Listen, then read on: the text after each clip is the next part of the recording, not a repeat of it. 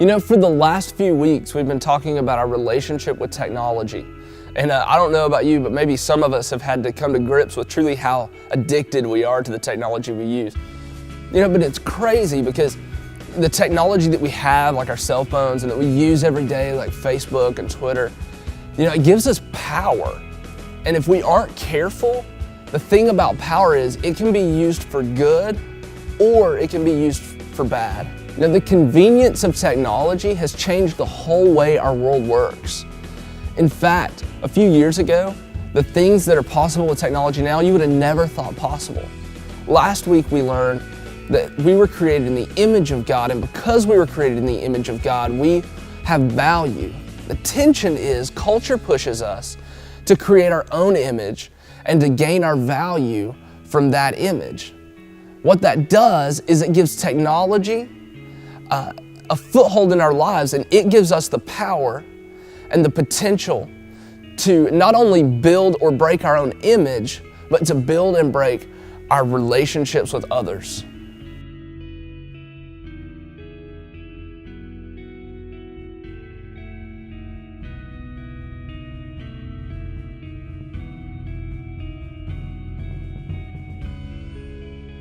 You know, this isn't a new concept. People using power for good and for bad is a concept as old as time. What is new is who has the power. See, because of Facebook and Twitter, computers and cell phones, MySpace and blogs, we all have the power that comes with the technology that we use. But it wasn't always that way. In the Old Testament, you'll find some books that give the history of the kings of Israel. And there's some great stories in those books. In fact, you'll find some of good kings and some of bad kings. And I want to read from a story today of a bad king. And when I say bad, it may really be an understatement, because the truth is the scripture says that this king, Ahab, was the God who did more evil in the sight of God and provoked him to more anger than any other king of Israel. So Ahab was a bad dude. And not just that he was a bad dude, his wife, Jezebel, was a manipulative woman. And that's important. So check this out. Ahab wanted some land that didn't belong to him. And so he goes to this man, Naboth, and asks for his land. So let's read from there. Check this out. Ahab said, "Let me have your vineyard to use for a vegetable garden, since it's close to my palace. In exchange, I will give you a better vineyard, or if you prefer, I will pay you whatever it's worth." Now, that really doesn't sound that bad. I mean, really, that's pretty appropriate. But what Ahab didn't know is that Naboth had been told by God not to sell his family's land. It was an inheritance. So when he went and told Ahab no, Ahab did exactly what any other 4-year-old boy would do. He went home, cried in his pillow, rolled around and threw a pity party and wouldn't eat, and all that. So check this out. Then comes in Jezebel. Jezebel, his wife, said, "Is this how you act as king over Israel? Get up and eat. Cheer up. I'll get you that vineyard of Naboth the Jezreelite." So she wrote letters in Ahab's name, placed the seal on them, and sent them out to the elders and the nobles who lived in Naboth's city with him. In those letters she wrote, "Proclaim a day of fasting, and seat Naboth in a prominent place among the people, but seat 2 scoundrels opposite him, and have them testify that he has cursed both God and the king. Then take him out and stone him to death."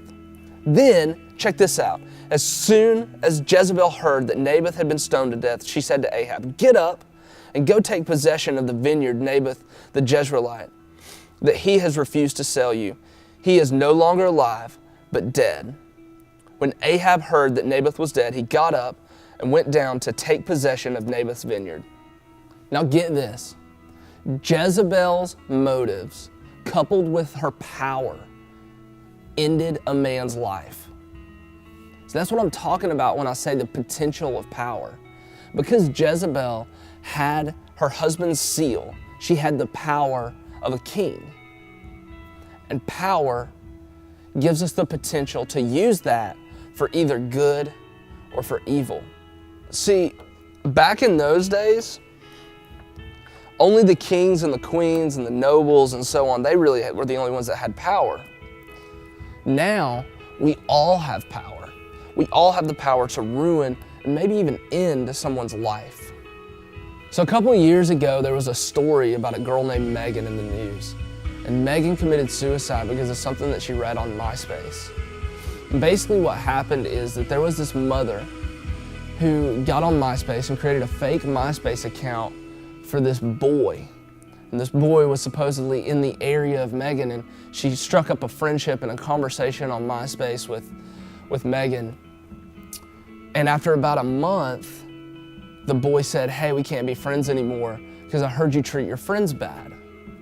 But Megan was sad and disappointed and all those things. And that boy continued to harass her by posting bulletins on MySpace saying Megan's a slut and Megan's fat and all these terrible things. And keep in mind, this is somebody's mom. And so the last message that the boy ever sent to Megan was, the world would be better off without you. Isn't that terrible? And so Megan, after that, she hung herself. The things that we use every day, the things that are so common to us like Facebook and cell phones and computers, they give us the power to either build or break relationships with other people. See, our relationship with technology can either help or it can hurt our relationship with other people. And that's why we have to walk wisely.